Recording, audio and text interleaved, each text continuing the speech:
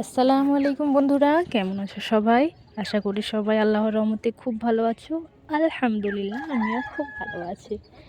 তো চলে এলাম। তো সর্বপ্রথমেই তোমাদেরকে নতুন বছরের অনেক অনেক শুভেচ্ছা আর শুভকামনা রইল।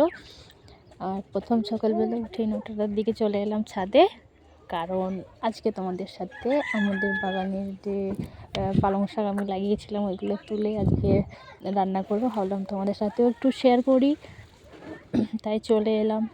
তো দেখো, আমাদের এই পালং শাকগুলো আমি তুলে নিচ্ছি।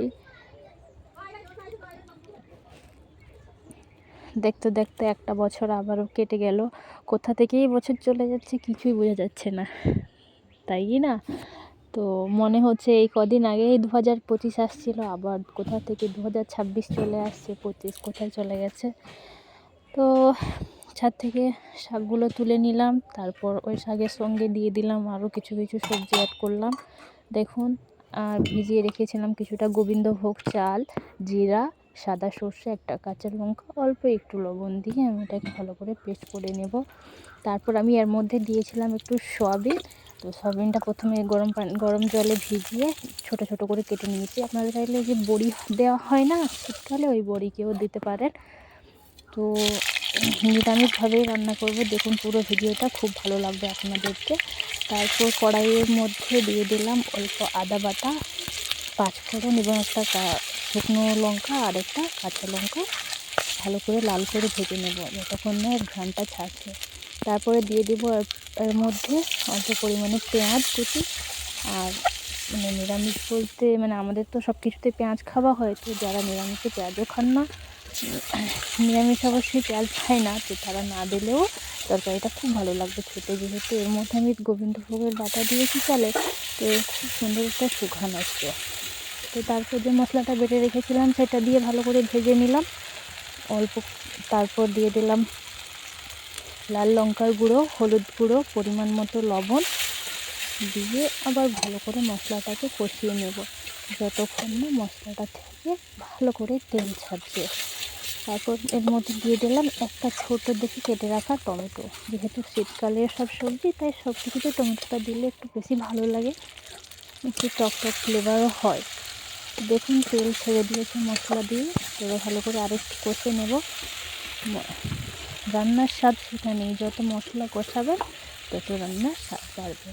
তো হয়তো আপনারা এরকমভাবে অনেকেই রান্না করেন, তো আমি ভাবলাম আমিও রান্না করি এভাবে, তো তাও শেয়ার করে দিলাম। অবশ্যই ভিডিওটা ভালো লাগলে একটা লাইক কমেন্ট শেয়ার করবেন, এবং কে কোথা থেকে দেখছেন অবশ্যই আমাকে কমেন্ট করবেন।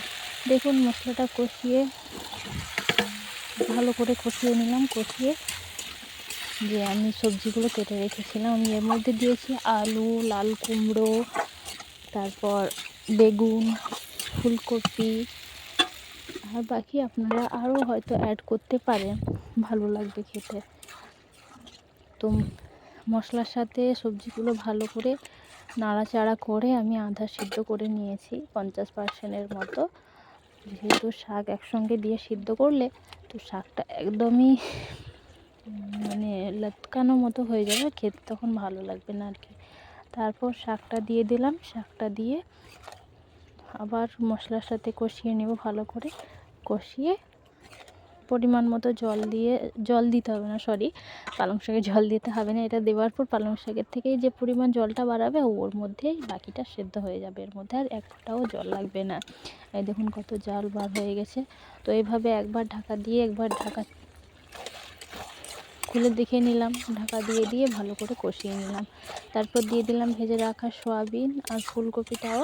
তো দিয়ে আবার ওই রকমভাবে একই প্রসেসে ঢাকা দিয়ে অল্প আঁচে সেদ্ধ করে নেব। যেহেতু পালং শাক সেদ্ধ হওয়ার জন্য বেশি সময়ের প্রয়োজন হয় না। তো দেখুন আমার তরকারি একদম শেষের পথে।